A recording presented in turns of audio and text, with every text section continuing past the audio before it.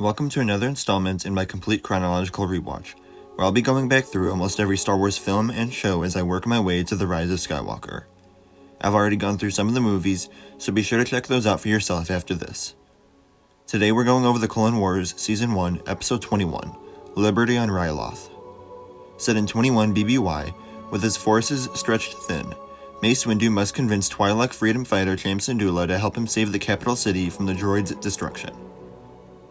This is the final episode in the Ryloth arc, and even though it doesn't stand out when looking at the entire series as a whole, not being completely character-driven or showcasing a massive points in the war, it is definitely one of the better action-heavy episodes of the season. Even though Mace Windu may not be a likable character for some fans, there's no denying how incredibly skilled and powerful he is with the Force and the lightsaber. The action with him was fun to watch, and there was a nice variety of combat throughout the episode, whether it be the larger scale battle to open up the episode, with the tanks firing at each other, or a smaller scale assault at the end with the blurgs and recon walkers. Off the top of my head, I can't think of another episode before this where they showed up, so it was nice to see those included.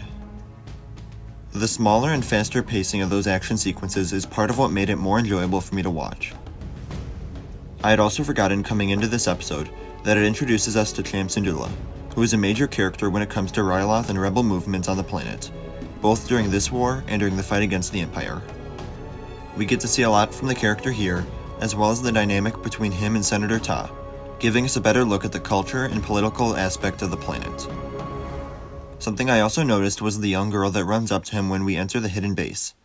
She doesn't look like a young Hera Syndulla, like the one we saw in the Bad Batch, but he definitely treats her like a father would his daughter. And as of yet, we don't know of any siblings that Hera had.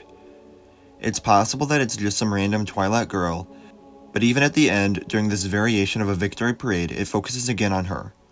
That could just be to show how this has impacted the next generation of Twi'leks, but to me it feels like the possibility that they were planting a seed for Cham's daughter all the way back to this episode.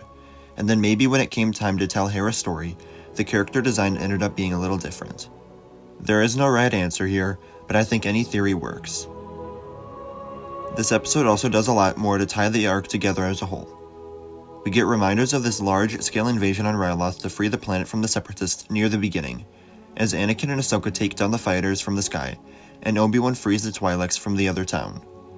Obi-Wan doesn't do much other than show up as a hologram that one time, but Anakin and Ahsoka get multiple appearances later on, including saving the day by destroying the bombers headed for the capital. Whereas some of the other arcs don't feel completely connected, I liked the way this wrapped it all up at the end by referring to the previous two episodes, although it could have easily ignored them and moved on to Mace Windu's aspect of the battle. Although he had a minimal role in the previous two episodes, this episode spends more time on the Separatist side, as we get to learn a little more about who Wat Tambor is, and how his actions are driven by his greed and pride. He refuses to evacuate early because he wants every possible piece of treasure delivered, and he believes he can stop Windu and Republic forces from taking the capital. I also found it funny how he and the tactical droid are on the same level of authority in Dooku's eyes.